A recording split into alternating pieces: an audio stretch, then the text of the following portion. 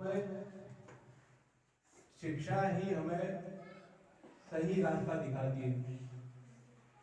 शिक्षा के माध्यम से ही हमारी जो बुद्धि है, बुद्धि तो है लेकिन उसमें विवेक का जागरण होना जरूरी है। क्या सही है क्या गलत है, जब शिक्षित होते हैं तभी हम निर्णय कर पाते हैं कि ये सही है ये गलत है, और हमारा विवेक सही काम करता है। मुझे यहाँ कर खुशी हुई कि पालक भी मौजूद हैं, बच्चे भी हैं, और हमारे विद्यालय के अंदर इसका एक शुरुआत एक अच्छे तरीके से की गई है।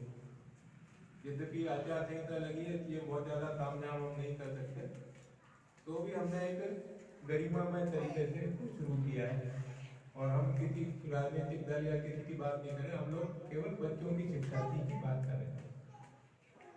मैं आप सभी को बताना चाहता हूँ कि आज के समय में थोड़ा सा जमाना थोड़ा सा अलग से देखने का तड़क भड़कता है, जो बहुत अच्छा है, जैसे सजा हुआ होता है, बहुत बड़ा होता है, फीस भी लगती है, तो हमें लगता है कि ये चीज़ अच्छी है।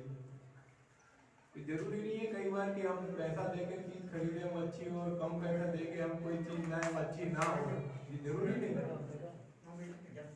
शासन का हमारा जो सरकारी स्कूल है, बेटा बेटा आगे आगे बैठ जाओ, बैठ जाओ।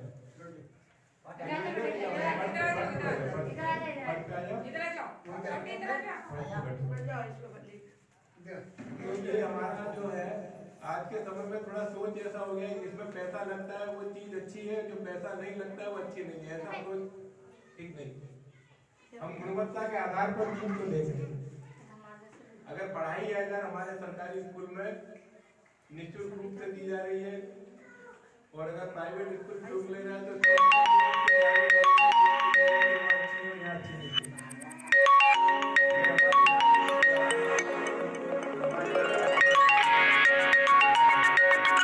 कोई गिनती का, पहाड़े का, अंक ज्ञान, अक्षर ज्ञान कराने का कुछ ना कुछ नवाचार करते रहते, और वो बच्चों के लिए करते कि बच्चे उससे बेहतर सीखे, अच्छे ढंग से सीखे। और आपको मैं जानकारी देना चाहता हूँ कि अभी बहुत सारी जगह आज के समय में अभी चयन हो रहा है, बच्चे हम पढ़ा रहे हैं कि बच्चों का भविष्य बन जाए, इनका जीवन बन जाए, इनको अच्छी नौकरी मिल जाए, इनको अच्छा जॉब मिले। इसका उद्देश्य से हम स्कूलों में भेजते हैं, एक अच्छा नागरिक बने। तो अभी बहुत सारे पिछले 2-3 सालों में मैं देख रहा हूँ कि समाचार पत्रों के माध्यम से आता है। अभी एक हमारा इधर दमोह सागर तरफ की जो एक बच्ची का कलेक्टर में चयन हुआ, IAS में चयन हुआ, जिसे हम कलेक्टर भी कहते हैं, आगे जाके उसमें से कलेक्टर बन जाता है। वो बच्ची कौन थी? रिक्शा चालक की बच्ची, मतलब मजदूर करने वाला व्यक्ति, सरकारी स्कूल में पढ़ी हुई बच्ची, उसकी पूरी स्कूल की शिक्षा सरकारी स्कूल में हुई, और उसने अपने लगन से मेहनत करके शिक्षकों के मार्गदर्शन से आगे परीक्षा कॉलेज किया। कॉलेज के बाद में फिर जब उसने कलेक्टरी की परीक्षा की, IAS की परीक्षा की, उसमें चयन हो गया। उसकी नींव किसने बनाई? ऐसे ही हमारे कोई प्राथमिक शाला है सरकारी स्कूल, उसकी मिडिल स्कूल की पढ़ाई की सरकारी स्कूल में, हाई स्कूल एंड सेकेंडरी भी सरकारी।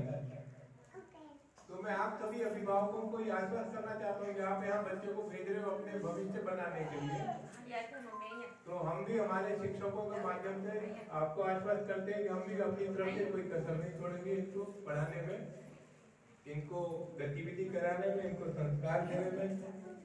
अभी आपके सामने ही दो बच्चों ने सरस्वती वंदना की, पूरा संचालन किया, राष्ट्रगान का संचालन किया, सब बच्चों ने उसको दोहराया। तो ये सब चीजें यहाँ पर सिखाई जा रही है, इनका भविष्य अच्छे बने। ये लिखने में, पढ़ने में, किताब पढ़ने में, लिखने में, गणित के सवाल हल करने में, किसी भी क्षेत्र में पीछे ना रहे, खेलकूद की गतिविधि में भी पीछे ना रहे, और दूसरे प्राइवेट स्कूल की तुलना में भी पीछे ना रहे। इस सब का ध्यान रखते हुए यहाँ पे कार्य किया जा रहा है।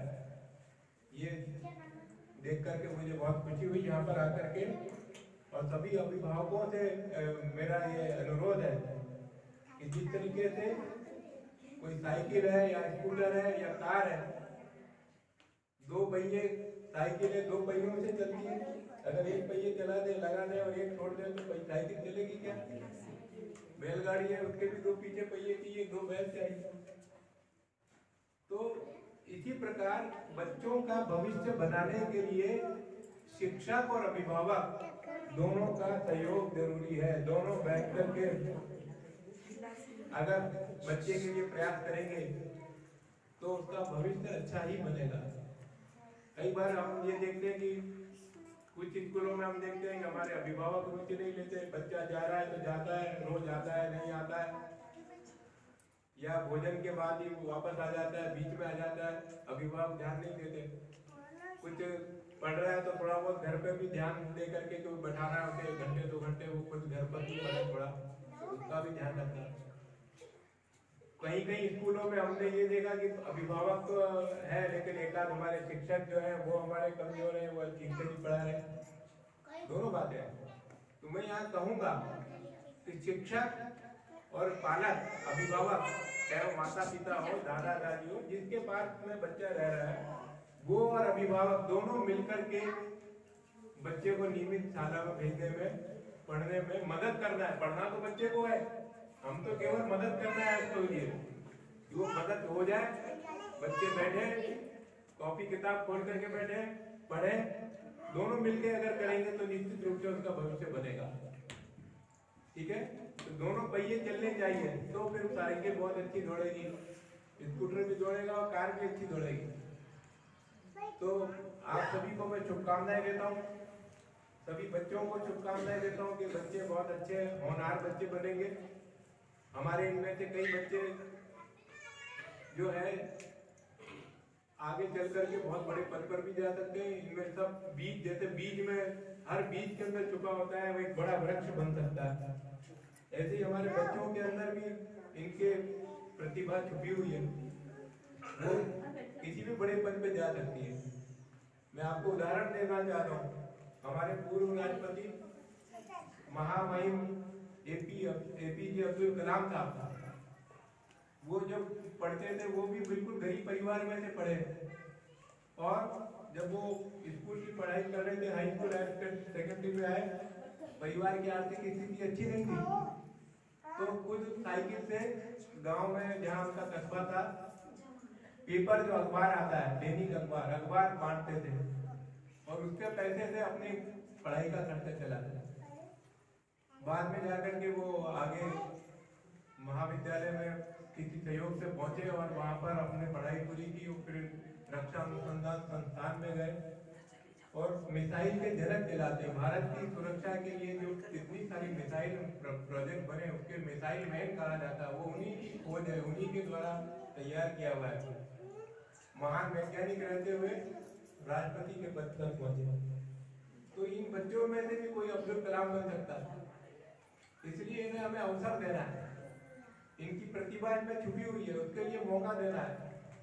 जैसे हम पौधे को हम खाद, पानी, हवा, पानी सब इसकी जैसा अच्छा पोषण करेंगे वैसा ही स्वस्थ पौधा बनेगा। ऐसे बच्चों का भी हम स्वस्थ अच्छी तरह से पोषण करेंगे, इनको पढ़ने के लिए, गतिविधि में भाग लेने के लिए पर्याप्त मौका देंगे, अभिभावक भी और निश्चित रूप से कहीं का नाम, हमारे जिले का नाम, परिवार का नाम, कुल का नाम रोशन करें। मैं समस्त बच्चों को और अभिभावकों को शुभकामनाएं देता हूँ कि आपने यहाँ पर समय निकाल करके आप यहाँ पर आए हैं, और जब जब भी बच्चों के लिए कोई काम होगा, कार्यक्रम होगा, आप बढ़ चढ़ के भाग लेंगे। और हर महीने हमारे अभिभावकों की हम बैठक करके बच्चे क्या पढ़ रहा है, कैसा कर रहा है, क्या नहीं कर रहा है, अभिभावक भी आए, वो भी पूछे और शिक्षक भी बताए। हर महीने कम से कम एक बार समय जरूर निकालें अपने बच्चों के लिए, ये मैं आपसे अपील करता हूँ। धन्यवाद। जय हिंद, जय भारत।